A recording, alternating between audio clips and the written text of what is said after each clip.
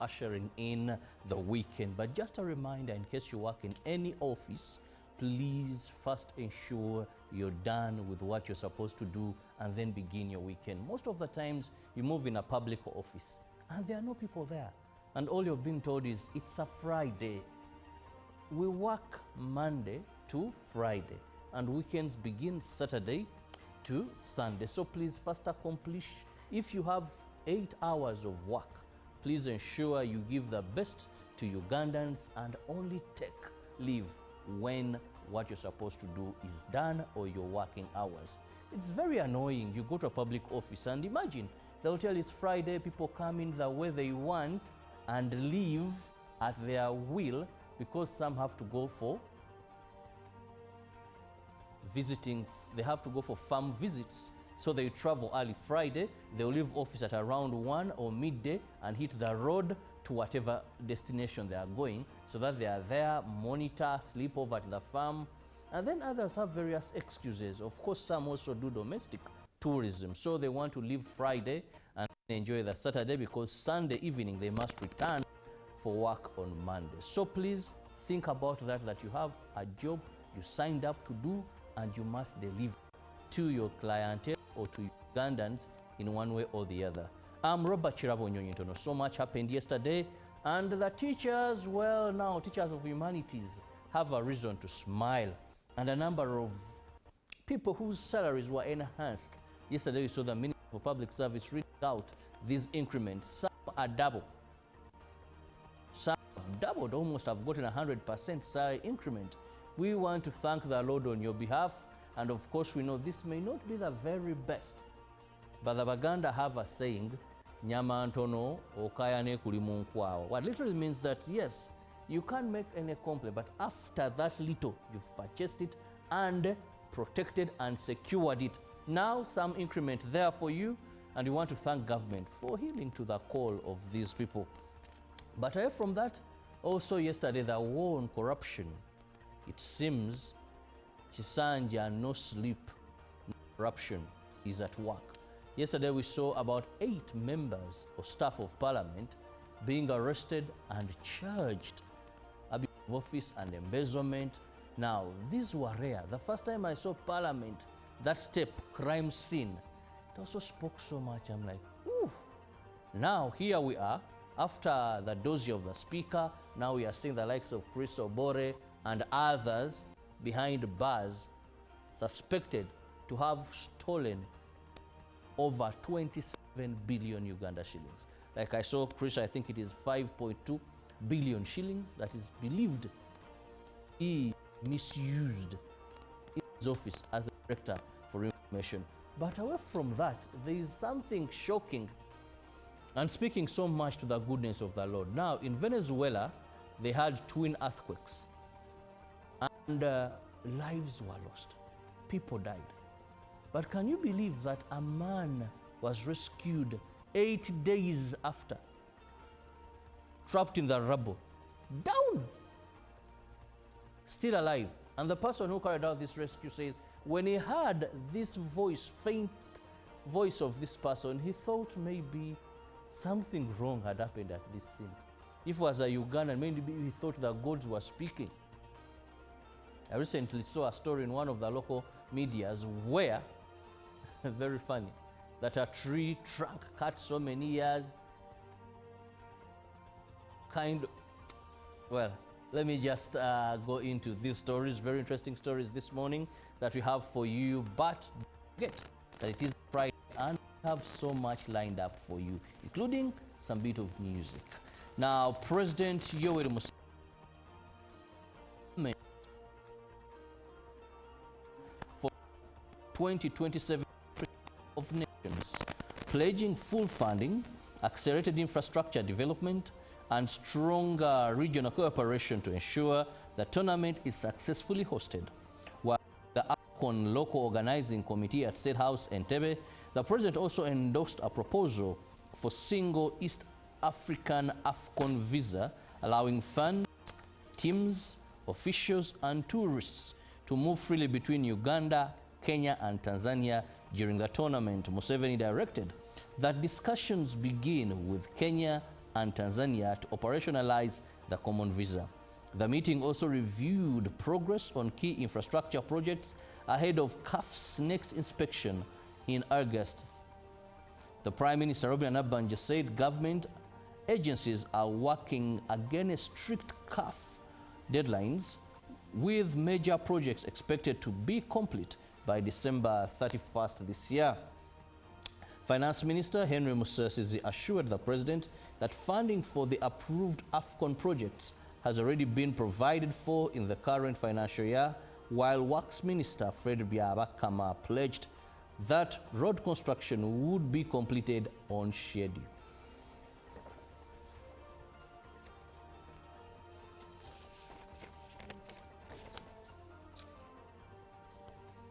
Seven employees of Parliament, including the Director of Communications and Public Affairs, Chris Obore, were charged and remanded to Ruzira Government Prison on 9 corruption-related charges.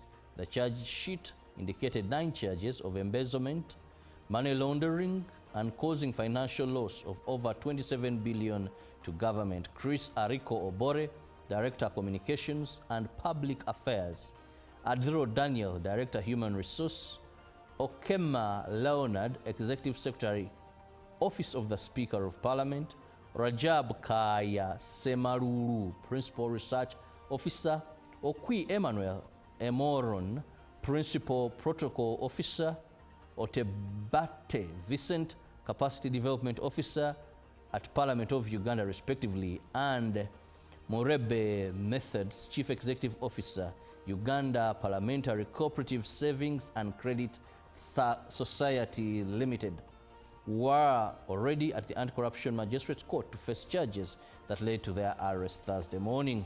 The group appeared before Magistrate Esther Asimwe, who read to them 9 counts of embezzlement and causing financial loss of over 27 billion shillings to government by all the accused.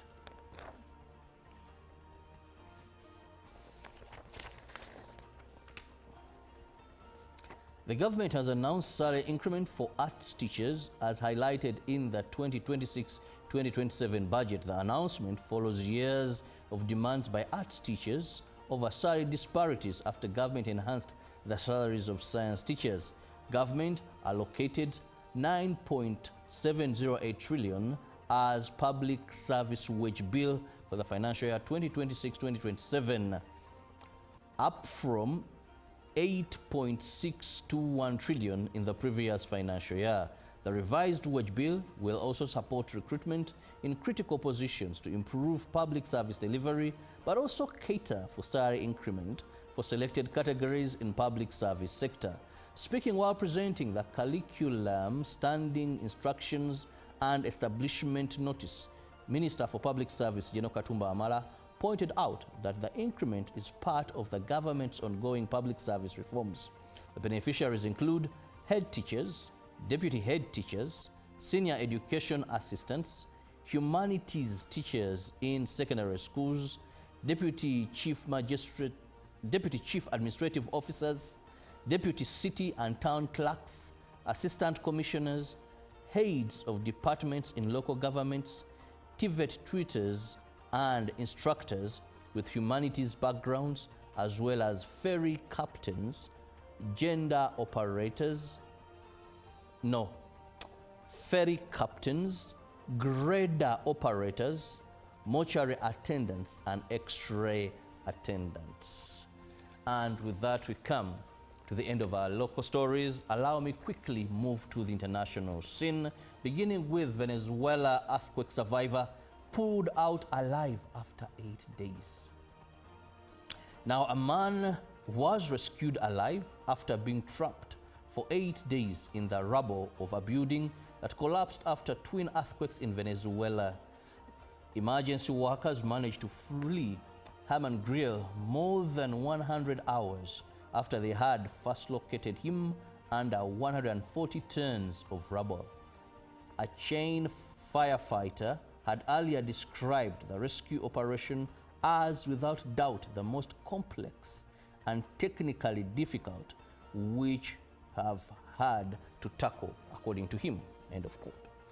As of Thursday evening, 2,595 people were confirmed to have died in the earthquake which hit Venezuela on 24th of June. The tens of thousands are still missing.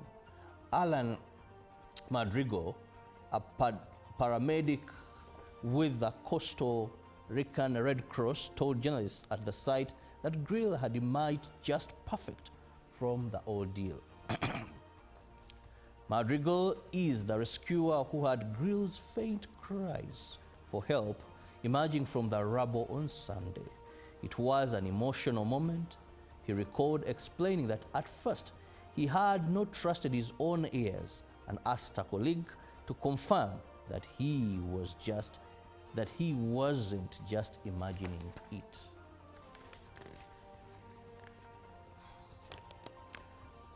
A trial of potential treatments for the strain of virus behind the current deadly Ebola outbreak in the Democratic Republic of Congo has begun, the World Health Organization announced.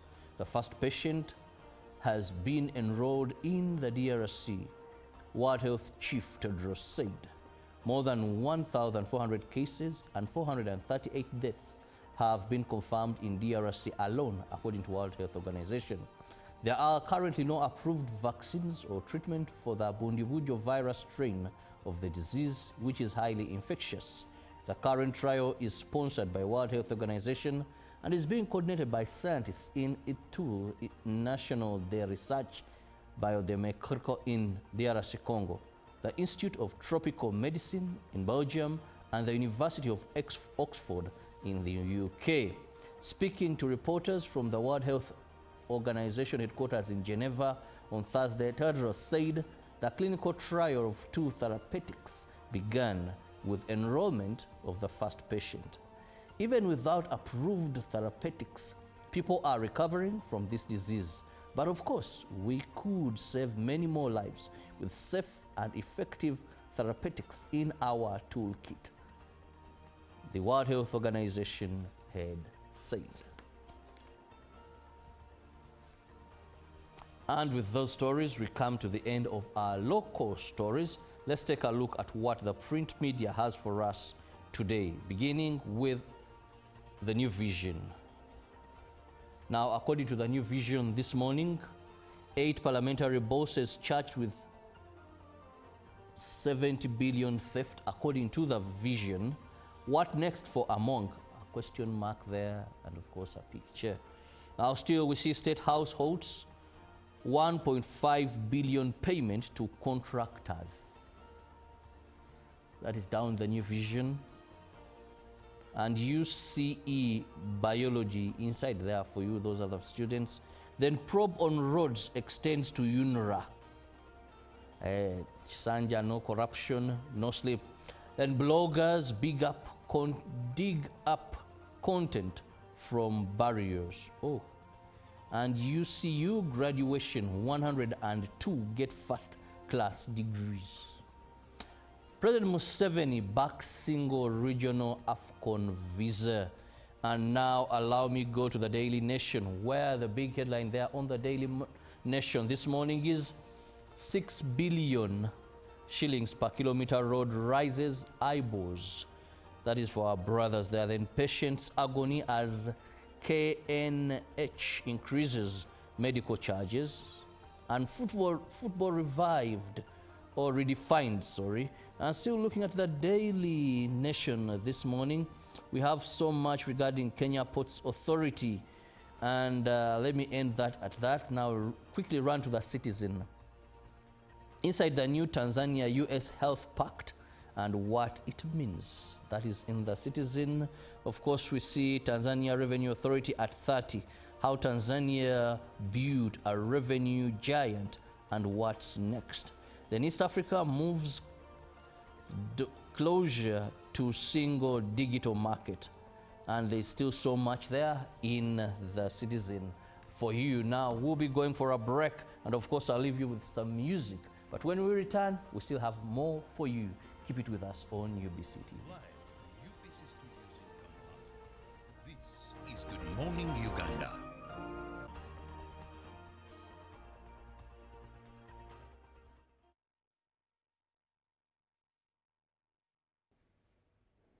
Today is Friday, and I know a number of you are excited because you're ushering in the weekend. But just a reminder, in case you work in any office, please first ensure you're done with what you're supposed to do and then begin your weekend. Most of the times, you move in a public office and there are no people there. And all you're being told is, it's a Friday. We work Monday to Friday, and weekends begin Saturday to Sunday. So please first accomplish. If you have 8 hours of work, please ensure you give the best to Ugandans and only take leave when what you're supposed to do is done or your working hours. It's very annoying. You go to a public office and imagine they'll tell you it's Friday, people come in the way they want and leave at their will, because some have to go for visiting, they have to go for farm visits. So they travel early Friday, they'll leave office at around 1 or